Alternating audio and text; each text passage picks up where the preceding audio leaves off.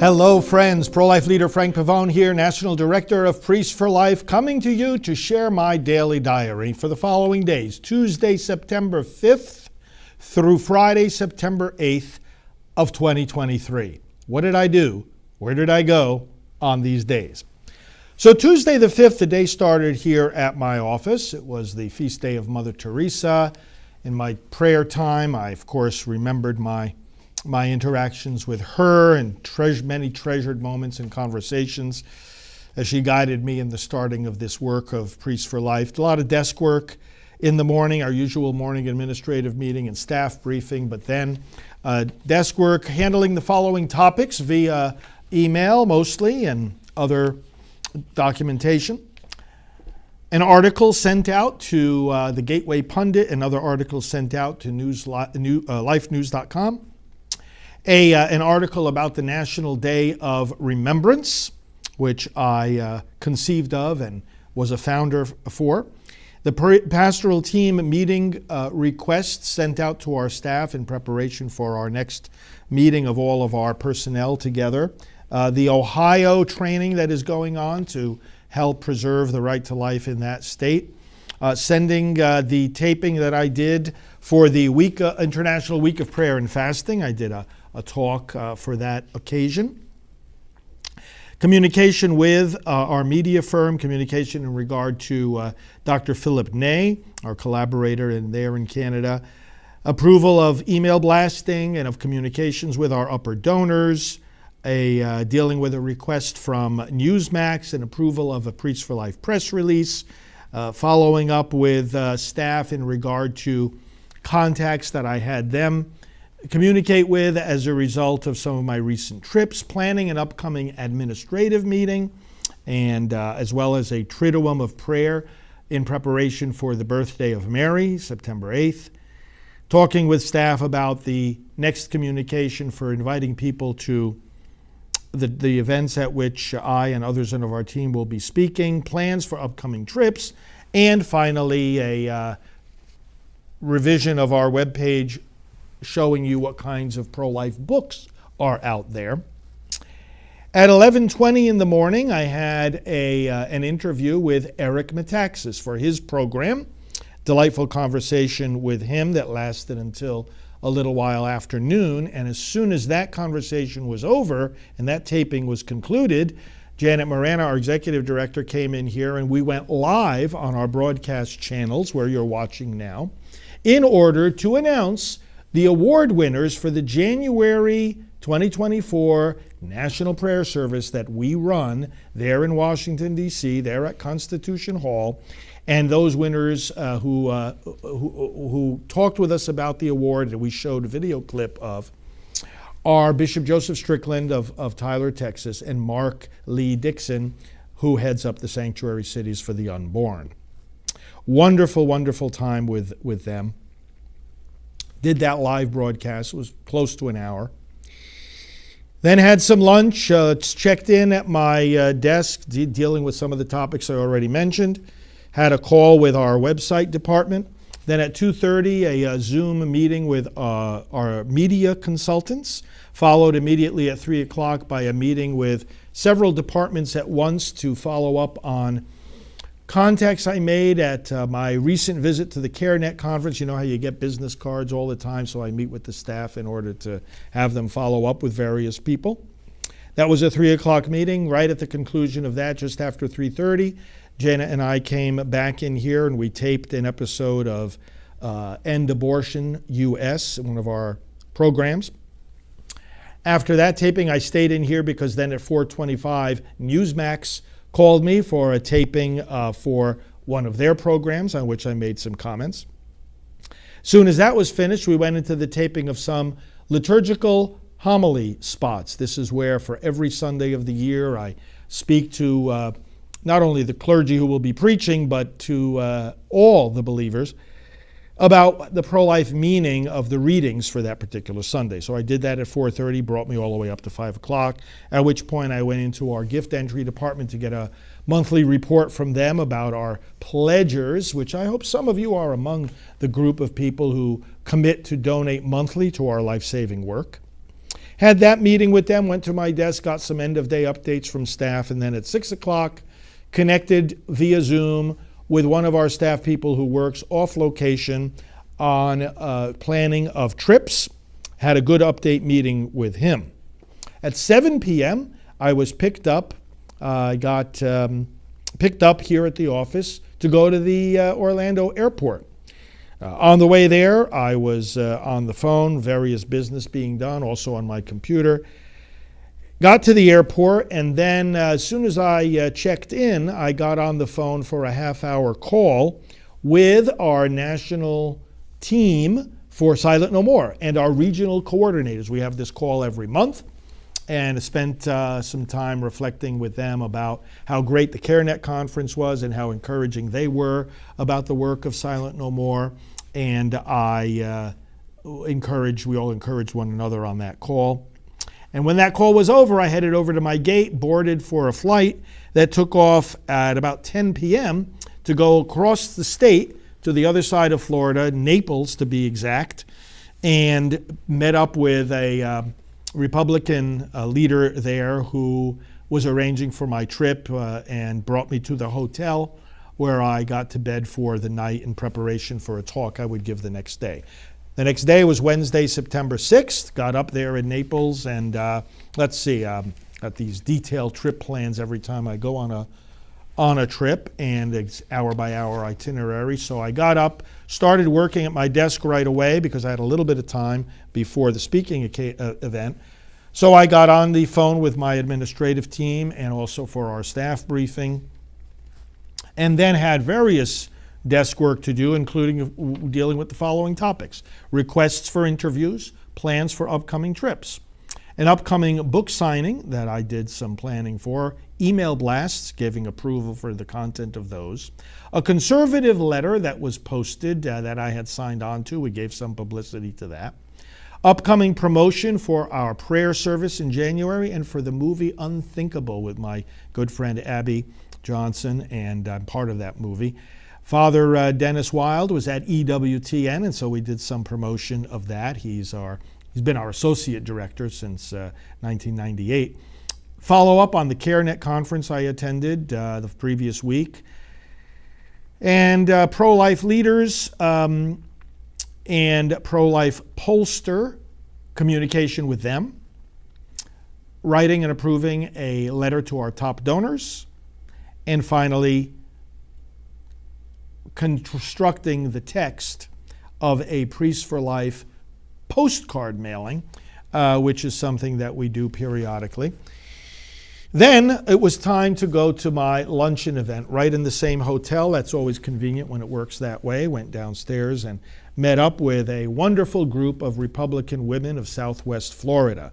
We had a nice lunch meeting, and I gave them a talk for about a half hour, met with some wonderful people there, talked about the fundamental danger that our country is in right now from left-wing extremists that are trying to deprive us of our freedom. So they loved my talk. We had a table of materials there, and it was a very warm welcome. Talked with some of them after the event, then went back up to my hotel room, opened up my computer, got right to work, communicated with some staff, and then at this luncheon event went from about 11 to 2. Back up to my room, and then at 3 o'clock, I was interviewed via Zoom by Jenna Ellis for her podcast. So that was a wonderful. Jenna was one of the attorneys for President Trump, and she's actually one of those being indicted in this latest sham persecution of President Trump and his supporters. So we talked with Jenna about that, and we had a great discussion for close to an hour. Then I got back in touch with my staff and did a lot of this other work of the day, including some of the topics I mentioned already. And let's make sure I'm not missing anything here. Then I went on to back downstairs in the hotel and met up with 3 of the Republican leaders that I had been with at lunchtime, and we had a nice dinner meeting together and discussed at length a lot of different things, including how Priests for Life is involved in this election and how we could continue to interact with and assist them in their work. That was Wednesday, the 6th of September. let's go to Thursday the 7th. So I got up there in my hotel in Naples there, and went back to the airport nice and early, like 4:30 in the morning. Doing some work on my emails on the way and also on the plane. I flew from Fort Myers Airport to Atlanta, and then Atlanta to Lafayette, Louisiana. So in the midst of all that, those flights and being at the airport, I dealt with some of the following things via email. A video for the International Week of Prayer and Fasting that I mentioned, a little follow-up communication on that. Communication with our travel department, communication with our associate priest, Father David Begany, and making plans for him for some upcoming events. Getting out my column about the National Day of Remembrance, which I am a founder of, the Legatus organization, some communication about them. Now, this is an organization we're going to be having some more to say to you about, Legatus. We've had a good relationship with them for many years. Let me know if you're a member of Legatus, you're familiar with them at all. Want to hear from you. Postcard preparation, and again, some of these special mailings that we do. Looking ahead to 2024, the Heartbeat Conference, getting ready some workshop suggestions for them. Approving a parish fax, goes out to all the Catholic churches across America. We have instantaneous communication with them. Travel schedule and conferences for 2024. That's an important a topic, getting ready for next year and looking ahead at what's on the calendar for all these different conferences that we go to. Some things regarding the California GOP. Some of them are waffling on abortion. That's not a good thing. So we're dealing with that, and also an article about the "This is my body" theme that we've articulated over the years, how the same words are used by Jesus and are used by the culture of death. I landed in Lafayette, Louisiana, was picked up by a local leader there. We had some nice conversation while he drove me to my hotel. I checked into the hotel and went right onto my computer and dealt with some of those topics I just talked to you about, and checking in with my staff. Had an end of day update meeting at 4:15. Of course, I was on Central Time. My staff was on Eastern Time, and I talked with Mark from our administrative team about end of day things. Talked to him for about half hour. Then got picked up for the evening event. And this was at a nearby club where we had a nice gathering that it came together just to hear me. I gave 2 talks to this gathered group of some Louisiana legislators, Louisiana pro-life leaders, pro-life activists, parish representatives, former pro-life director of the diocese there of Lafayette. A lot of great people, many of whom I knew from over the years. And we had a great time until pretty late in the evening, and then I had an extended conversation with one of the local, very influential Louisiana leader who drove me back to my hotel. Nice to catch up with him.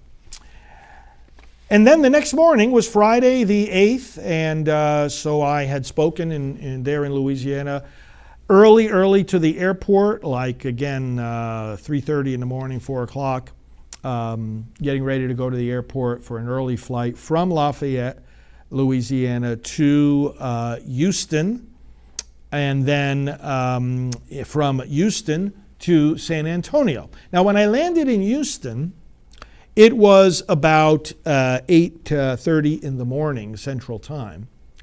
And I checked in with my staff, and then as I was waiting for my connecting flight, I had about an hour and a half, I tuned into the live broadcast of the Florida Supreme Court. They were hearing a case related to abortion. Florida has 2 laws that have been passed and signed and ready to go into effect. One protecting babies from 15 weeks, the other protecting them from the time the heartbeat is detected, 6 weeks. And the pro-abortion people, of course, are challenging this, and they're trying to say the Florida Constitution requires the right to an abortion under privacy, which is ridiculous. But I listened to those arguments. It was an hour of oral arguments, and right after that was done, got on the phone with my media director. We issued a press release, got on the phone with a Republican leader who wanted some talking points from me for a media interview that they were going to be doing shortly. Took care of all of that just before boarding the plane again, going to San Antonio. At San Antonio, I met up with a local leader, Eddie Perez, who is the head of Vans for Life nationwide. We put vans in front of abortion facilities. We help him out with that a little bit. And he also runs 2 pregnancy centers there in San Antonio. So we got together at the airport. We went to lunch with him and his family. And then he took me to the first location of his pregnancy center. We prayed, greeted the staff, saw the place. He gave me a full history of it, explanation. We took some nice pictures that you'll see on my social media posts. And then he brought me to my hotel in San Antonio. Got into the hotel, settled in, checked in with my staff, had some email work to do relating to some awards that I had received that we were communicating with the public about. Some yellow cards. I actually was sending these to my staff to enter into the computer, sending them pictures of these yellow cards. These are cards that when I speak at these banquets, people fill them out if they want to get more information from us. Plans for upcoming trips, and also This Is My Body video, some communication about that with my staff. That's the song that was written at my request quite a few years ago, actually, talking about the words of Jesus being hijacked by the abortion industry. This is my body. I created a react video while I was there in the hotel room to part of the oral arguments at the Florida Supreme Court earlier that morning, and I sent it to our social media director, and he posted it before the end of the afternoon. And then at 4 o'clock, I was picked up again by Eddie Perez, and we went to the second location of the pregnancy centers that he oversees in San Antonio. Again, wonderful experience, saw the place and staff, and they gave me a nice tour and the history of the place. Did a quick video at each of these locations, because each of them are located just paces away from a Planned Parenthood. So that's part of the smart strategy here. But then we went to this evening event put on by our friends at the Justice Foundation and Alan Parker. So it was a room full of many people who were there to celebrate the 30th anniversary gala for this Justice Foundation that does a lot of pro-life legal work. We've been collaborating with them for decades. They have Operation Outcry, which is like a sister movement to our Silent No More campaign. Again, the same idea, people speaking out about their abortion experiences.